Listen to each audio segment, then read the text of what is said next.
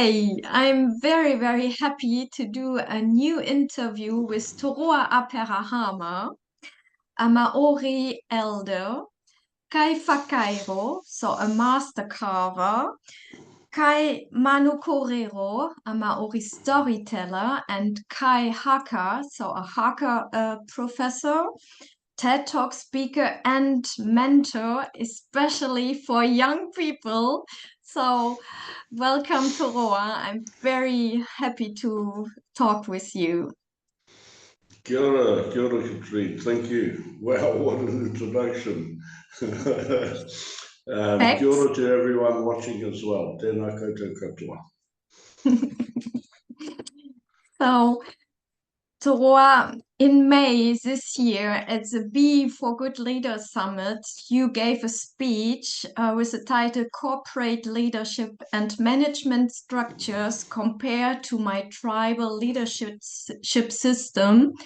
And the echo of this speech led you to open up your work also for leaders and managers and all those people who are really actively acting in this world. Would you like to introduce us a little bit to that new idea, to that unseen world retreat?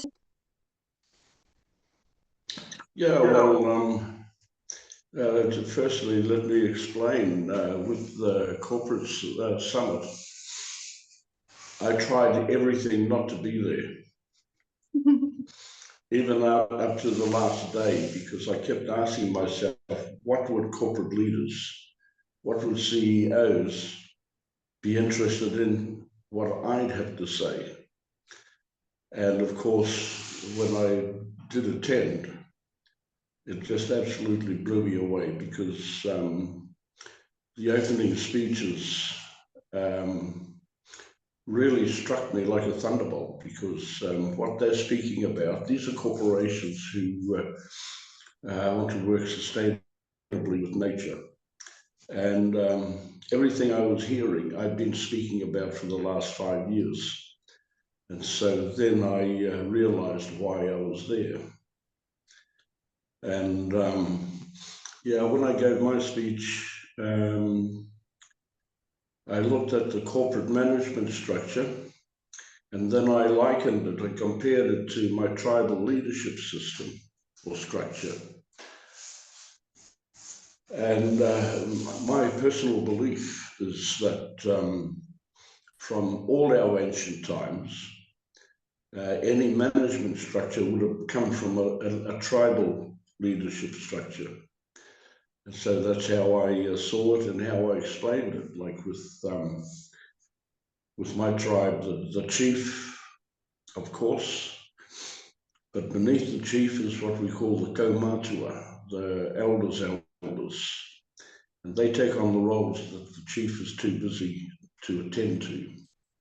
And beneath the kaumatua, the elders are the pakeke, the elders, and of course, and so on. They take on the roles that the kaumatua are too busy to attend to. For instance, our tohunga. I don't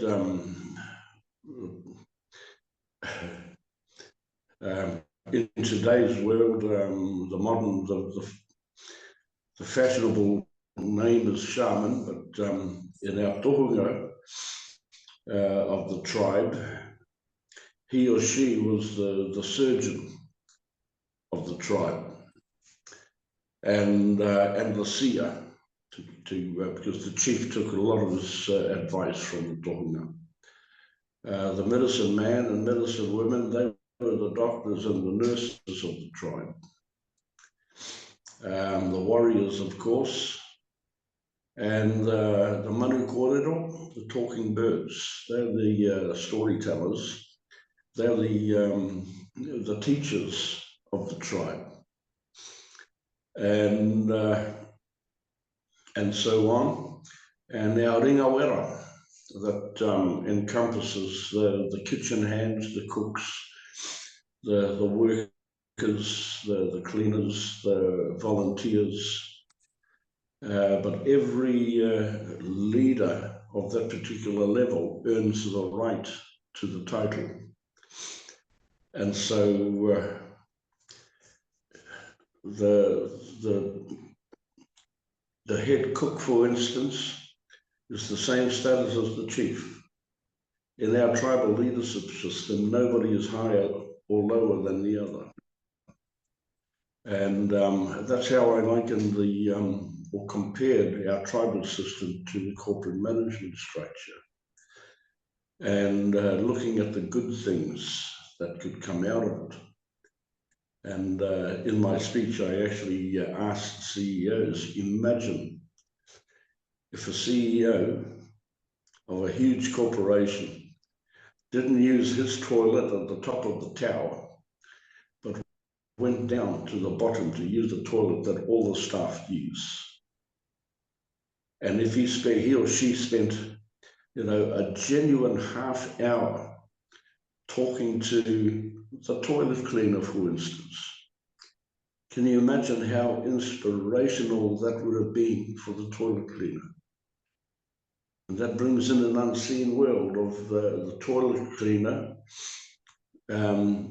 having new inspiration of actually earning the right to either be the head toilet cleaner or to be the head worker, or etc., etc. And the inspiration that can come from the top to what we call the bottom, but also a genuine, if a CEO was to speak genuinely with the toilet cleaner, imagine how inspirational the toilet cleaner may be to the CEO. And when you said that each particular area has a leader, that means also everybody on his or her own level or in his or her own field can be a leader. Yes, but see, the biggest difference with the leadership structure or leadership in Maori culture is that in the Western world, the leader will say, I'm the leader, follow me. Whereas in our tribal world, the rangatira, the leader, will ask the people, how can I serve you? That's our concept of leadership. And for instance, if we had a great victory or overcame a great challenge in the tribe, whether it was a battle or overcoming anything, our great leaders would move to the back and allow the tribe to say to each other, didn't we do good? Didn't we do well? Didn't we have a great victory? Because our leaders don't go to the front and say, didn't I lead you into a great victory? We allow the whole tribe to experience to have the full experience together, which is what tribe is, of course. I think here in Europe, people are very looking for new inspiration from the ancient knowledge, and you represent this ancient knowledge from your Maori culture. And could you tell us a little bit more about the content of that new retreat, Toroa? What you want to share or would like to share with us to get us more maybe efficient in our temptations to make this world a better place? Well, that's you just said it. That's what it's all about, to make our world a better place. We're actually living in paradise. Yeah. But we don't realize that we're spending all our time, of course, destroying it. Which is why in my language, Te Ao Marama is our word or our name for planet Earth. And Te Ao Marama, translated into English, means the world of light. And we're not doing a very good job. And that's why I have great admiration for these corporations that do want to start working sustainably with nature, because we are nature. Ko te tai ao, ko te tai ao ko au. I am nature, nature is me. And if we started working with nature again as being part of nature, everything nature gives us is a gift. You know, and of course this comes into what you were speaking about, the unseen world. How I was raised by my grandmother and my elders. If our food ran out, I didn't know what was poor and what was rich. But if our food ran out, my grandmother and I'd be in the ocean gathering our food. But only enough for that one day. I never took more than we needed. And it's the same with the forest. You know, if we need to build a canoe, we just cut one tree down. We don't cut the whole forest down. And the working that way, which is what I call sustainably, the gifts of nature will always be there the next day. We don't have to rape the forest or the oceans. We have what we call rahui. If a particular rock that we might call the mussel rock, we'll take enough mussels from that rock for just one day, but the whole tribe, you know, the families. But as the food source depletes, we put a rahui on that rock for 2 years. No taking food from that rock for 2 years, so it can replenish the food source. Abalone, for instance, when I grew up, now we have size limits on what we can take. The big ones we can take, the small ones we don't. But when I grew up, we took the smaller ones because the big ones were the breeders. We left the big ones so that they could keep producing more food for us. So, you know, the unseen, you know, all we're seeing today is the illusion of our existence. When if we look a bit further and look into the unseen world, it's all there for us. It's all there. But we have to look not with our eyes. We only look with our eyes today. We've forgotten to look with all our other senses. And if we were able to return to those times, because all of us on this planet were like that at one time, then we could see the unseen and hear the unseen, because it talks to us as well, but we just have forgotten how to listen.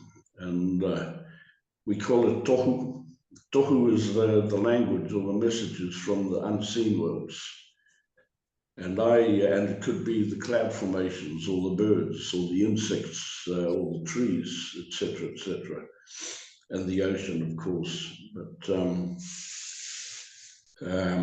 I actually find tohu a lot easier to interpret than spoken languages.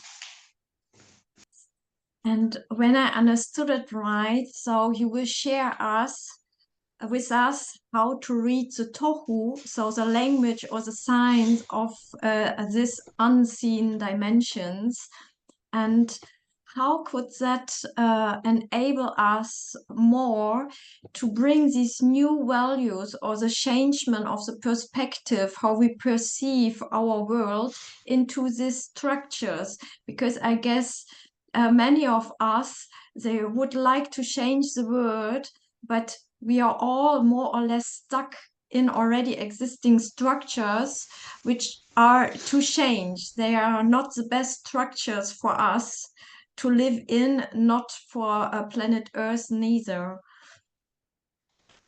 Yes, to change our paradigm, to change our way of thinking. Yeah. When I go back to when I say we are nature, That's how we thought. There was no unseen worlds in those times, because we were all connected with each other and with our environment, our surroundings, etc. Because in those times of our original times, when we were still part of nature, there was no fear. You know, the birds would land on us, the insects would land on us, the animals would come up curious, you know. So we were all like that once upon a time, but then we changed our way of thinking. And now with our way of thinking, to me personally, the life we lead in these modern times is an illusion, an absolute illusion. And of course, once it becomes an illusion, we start seeking what we'd like, and we start seeking more and more and more, not remember or forgetting that everything we want is directly in front of us. But we're not looking in front of us, we're just looking at what we'd like, which is more and more and more, of course. And so that's to bring in that saying again, to change our way of thinking, to return to how we were. Sadly, I believe with us humankind, because of the illusion, we're going to need a big kick. I can't say it properly, I suppose, but we're going to need a big kick up the behind to make us actually wake up and realize we've gone too far. That's how I personally see it. And then once we can return to how we once were, well, then the fruits are there. As I said at the summit with corporations, it's not a sin to make profits, but it's great how they use those profits. What I see in this world is there are many, many very conscious people outside who are really seeking to new values, or to try, they try to live new values and to bring these new values into our society, in our daily lives, into these already existing structures. But most of them, they have this mental understanding. We need different values. We need a different manner to move on and to behave here, in between us, the human beings, and of course with Mother Earth. But what I fear is this is a mental understanding, and then we do not know how to apply these new insights, and really to make this shift, or this turn of the paradigm, and really to effectively change our reality. That's it. It's like anything. Those like us, and there are many like myself as well, there are many like us on the planet. Yes. But in today's society, we're the ones that are odd. And if people in today's society don't understand something, they'll fear it. And most times when somebody fears something, normally later on there'll be an attack. Because those like us, we've changed our way of thinking. But the majority of society is still working with how we think today. And all our problems today could be solved like that if all of humankind changed our way of thinking. And that's why it was so heartening for me to listen to these CEOs, because, again, myself personally, I'm only one man. If I reach one person, I've achieved a great result. in my eyes. Can you imagine if a CEO or a corporation achieves something great to actually change the way of thinking? That corporation wouldn't reach one people, that corporation would reach millions of people. And now that becomes those roles of responsibility. And, you know, for a corporation to achieve that, that's a huge role and a huge result.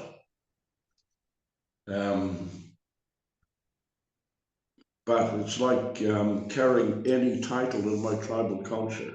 Every title has roles and responsibilities attached to it.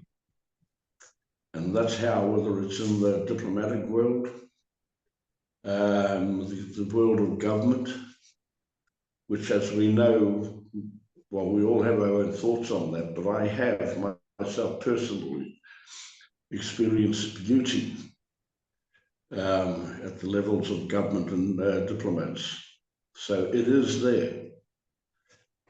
So can you imagine if the corporations, the governments, etc., actually took responsibility and took the Almighty God today, which is the dollar, aside to look at the whole?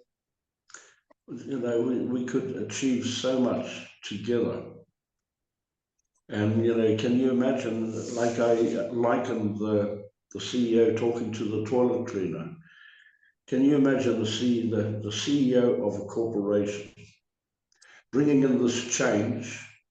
Can you imagine how inspired and how proud he'd be, not only of himself, but of his corporation, but also the people, to see the people responding in a positive way so that the whole circle is complete?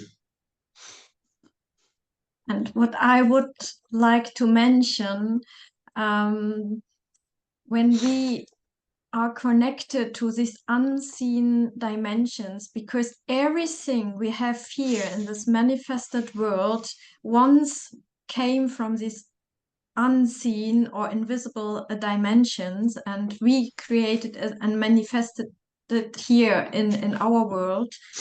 And when we are connected and use this source, the unseen dimension, we have a greater impact, because this is bypassing all the mental, human-like reasoning. And I think that could be a key you could share with us in that retreat. Please say something about these unseen or unwatched dimensions who are always surrounding us and are with us, actually. And I guess our main culture here in the Western world, we don't use it. We've, yeah, it's gone. And from, like I said, what we were once all connected to became unseen. For instance, the hunt. The hunt was equal. We had the same senses as the animals. You know, one hunt may be unsuccessful and the animal will eat us. The next hunt may be successful and will eat. It's all a matter of balance. But also, we invented the crane to lift heavy objects, for instance. And so, of course, we lost the natural ability of how we lifted heavy objects. Now, this is a true story I'll tell. There's an old chief. He's the caretaker on an outer island of a Pacific nation called Vanuatu. And he's the guardian of the grave site of an ancient chief, which is high up on the top of the hill. And a white man had visited him, because on this grave site, on each corner, are 40-ton blocks of volcanic rock. And the white man asked him, how did you get those blocks of volcanic rock up there from down here?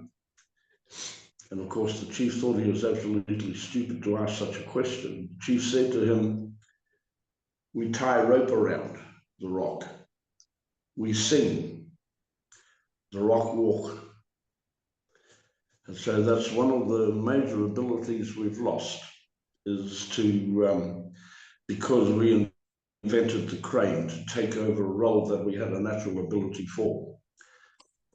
It took me years to understand that story, Toroa, because for me and my Western mind, this story is so unbelievable and inimaginable. It took me years to accept the story. But it is a perfect story to demonstrate the power we have lost through this disconnection from these unseen dimensions. But for us, the Western-minded people, that is something to really accept this story. Of course, of course.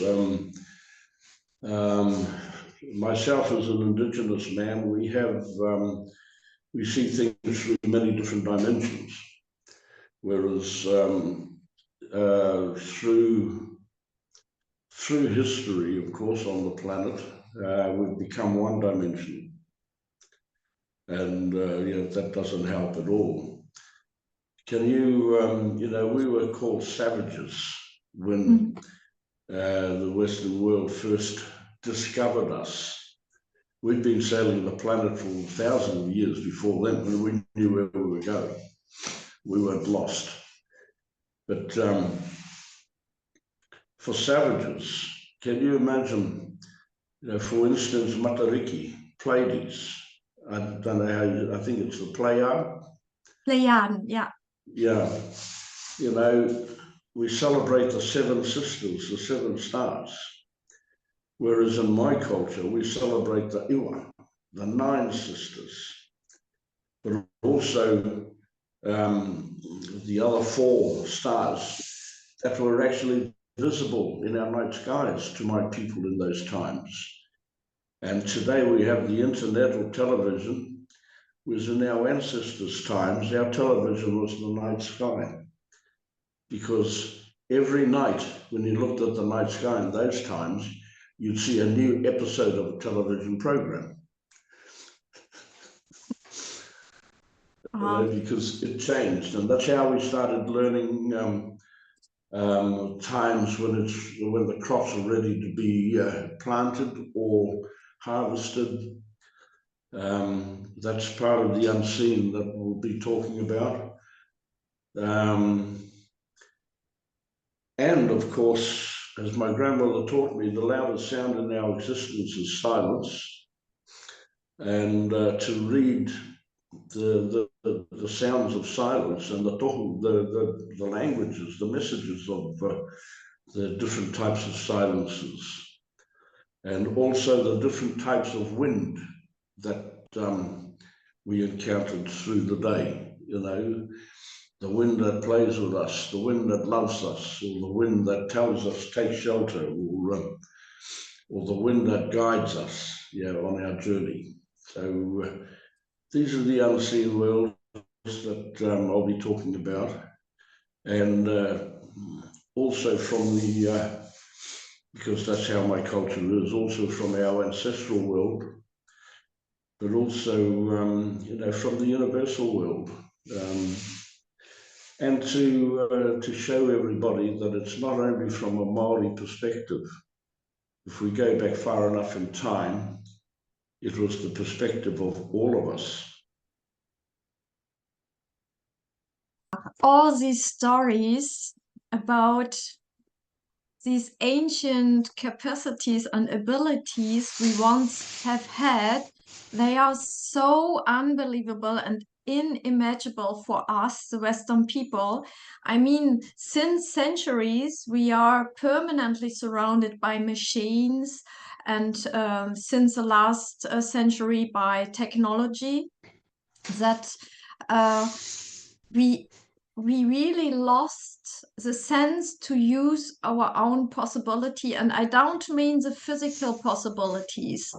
I really mean this creative capacities to give shape to our world, or to make rocks walking up a mountain. Well, it's sound. My grandmother was the last of our female tohunga in my line. And the healing she taught me were our ancient healing chants, spoken in my old language.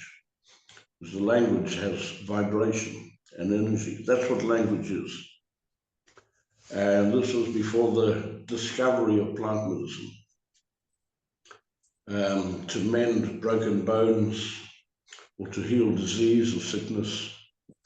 But with us it also covered ancestral and spiritual healing as well as emotional healing. And so a lot of us, as you've experienced during my haka workshops, sound produces a lot of responses, reactions, results. And then, of course, nature gifted us all our medicines. In my culture, from the land and the ocean, and but they were all gifts, you see. And nature provided us with, like I said, our canoes, our shelter, our food. But we lost our connection the moment we placed a value on what were gifts from nature. And that's where we've gone in the other direction. Everybody who knows me, I'm saying this to anyone who's watching, anybody who knows me knows I'm a very straight up and down man. I don't do what I call la-di-da. And so when I speak, I'm speaking from my own personal experience and how I was raised. And so, you know, the corporate profits, for instance. Well, as I said, it's not a sin to make a profit.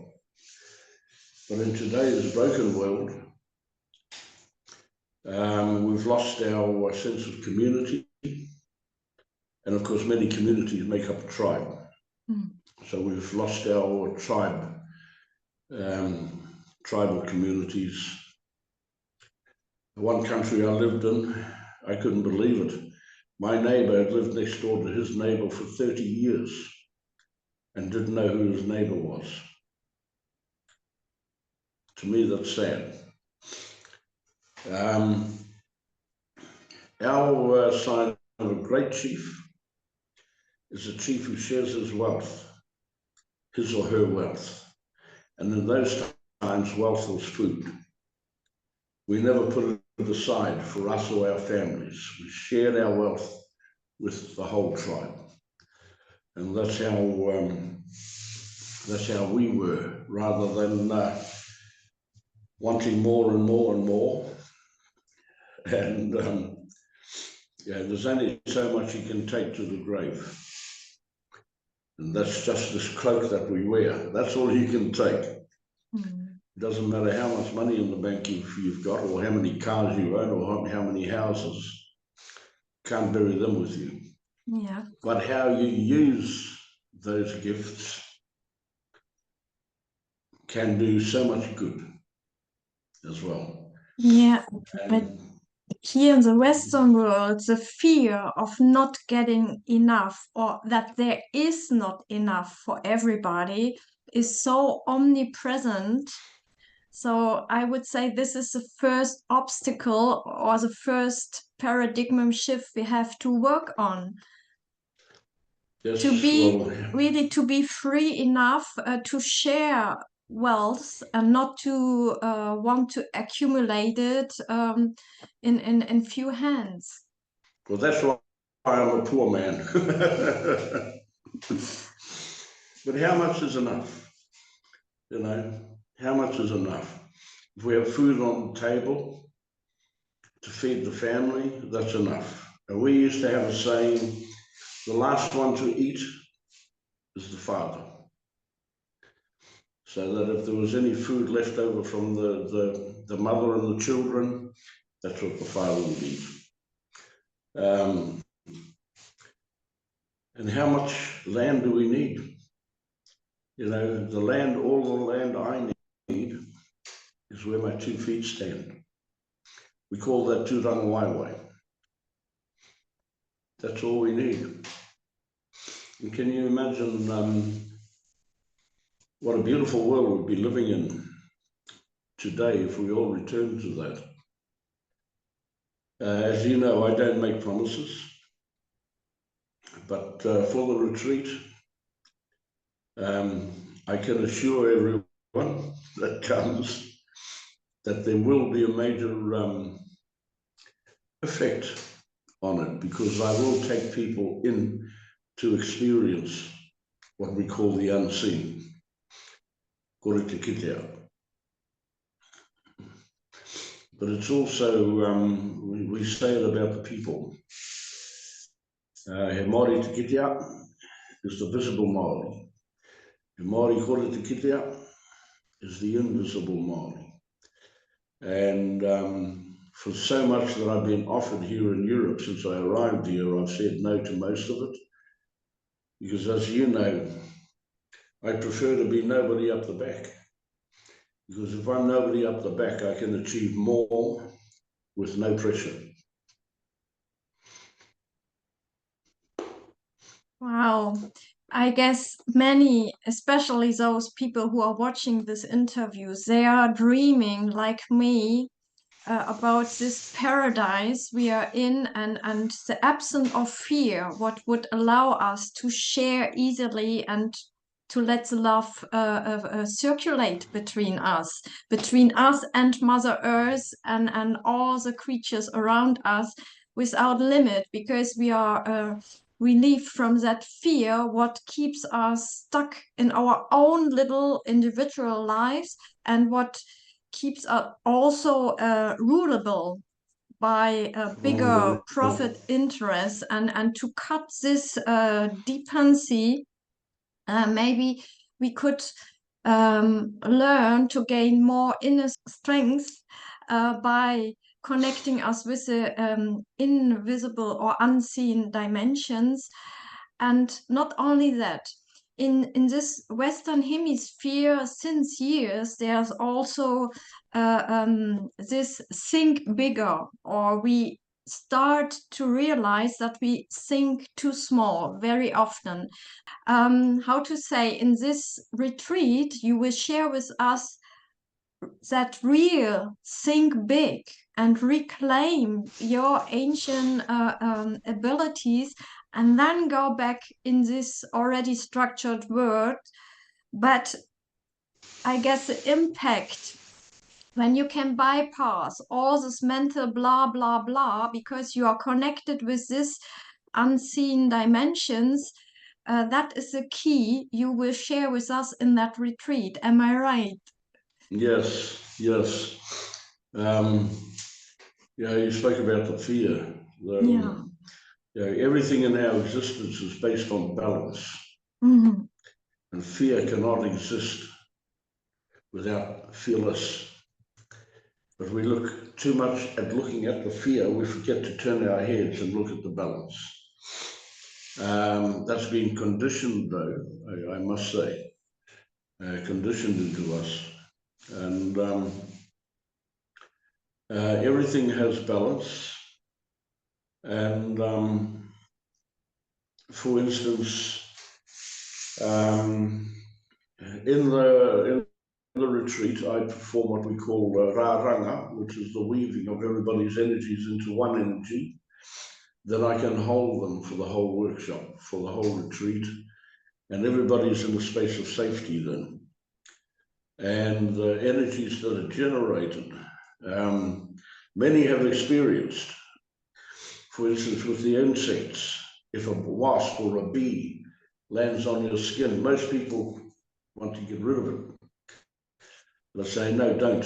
It's attracted to the energies that you've produced. But they see the colors. That's what they come to investigate. And they'll walk on your skin, but they're not there to harm you. And eventually they'll fly away. That's how we once were, perfectly in balance with all living things, as they were with us. I will give the people an experience of these, what we call unseen worlds. He spoke about the rocks, etc. I believe today, with the human brain, we're only using 10% of it. Very soon we'll be using even a smaller percentage as we continue to invent things to take on the roles that are a natural ability for us.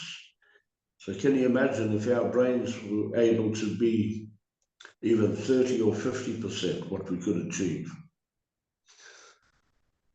And is there a big inspiration when you talk about balance, that we are watching too much to one pole, maybe the disaster, the destruction of Mother Earth, the lack of love and comprehension and empathy between the people? Can you shift us into the opposite, to work and be and act more from that energy of the good? Maybe we forget that this is also a time of big chance. Of course, and yes, during the retreat that will be experienced.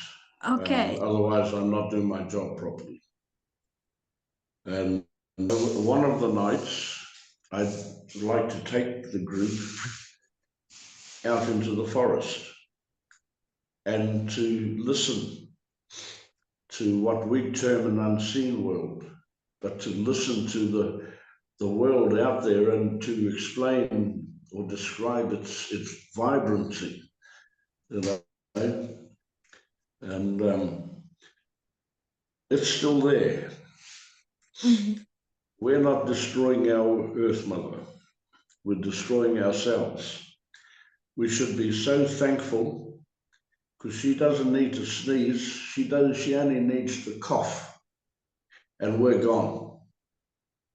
You know, forget about potential nuclear war and all that. Our Earth Mother could show us, you think that's power? I'll show you power. Because we need her, and we need the rest of nature, which we were once part of. But because we've separated ourselves, they don't need us. You see, so we must save ourselves, and that's, to me, myself personally, because I've changed my focus, as you know, it's the young people and the children who can teach us to save ourselves. We can't. Mhm. But we must listen to them. We must ask them, because they're the ones. You know, when the young people look today at what we be leaving them, we're leaving them nothing. And then once we start seeing the young people how they will be behaving, we'll be blaming them and not ourselves. You see, so my passion is for the young people and the environment, of course, but all for our good, because we need it. And there's some of us, myself for instance, what is a dream for many people and most people on the planet, I grew up in that dream. I grew up in an unpolluted world, whether it's unpolluted nature or unpolluted mind. Ah. And so I would just say this retreat is for young and Yes. older people, also to reconnect and link the generations and old and new knowledge together, as for the toilet cleaner up to the CEO, because there is no judgment. Everybody can be a No. leader on his or her level.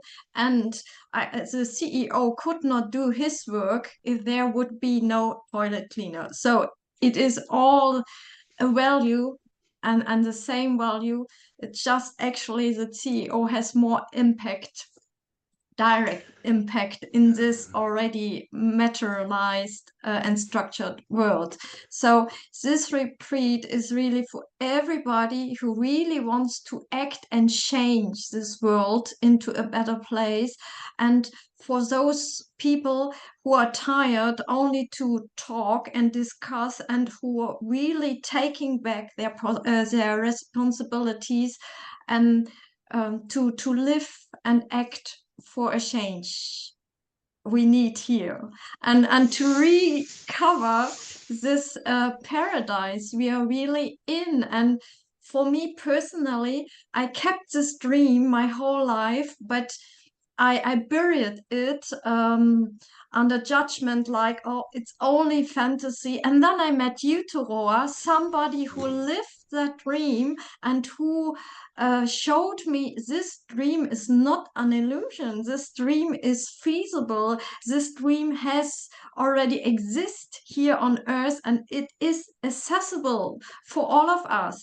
And that is my motivation, and why I'm so grateful for all your work you're proposing us, Toroa. And really, I I would love to see everybody in this retreat, just really to get this reconnection done for everybody of us, and to really to transform, if it is possible, like this world into a better place for us, the people.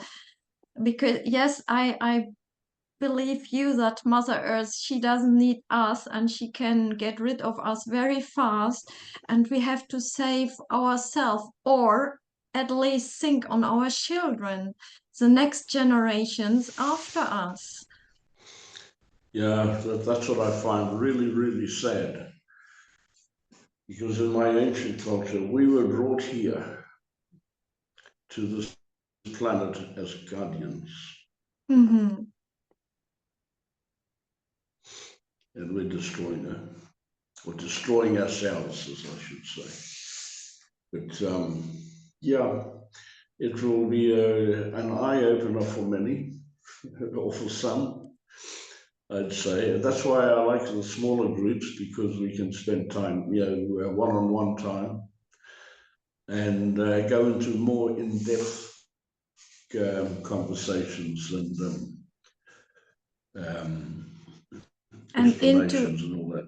experiences. What I understood is that you will really guide us and propose us a direct experience. Yes, the completeness, as my old people said, to know our future, look to our past.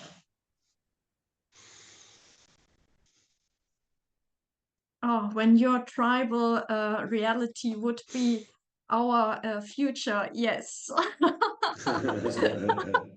I run towards. Okay.